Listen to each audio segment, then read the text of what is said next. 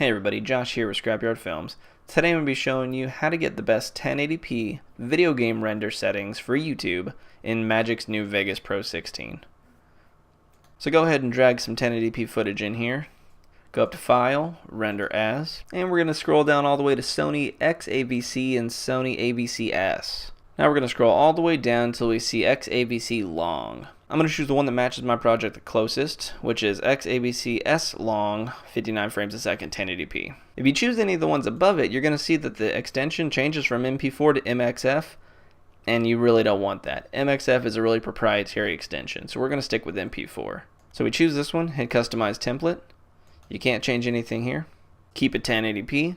Keep the frame rate whatever your source is. Go to Audio. Keep everything as it is. Project, video rendering quality, best.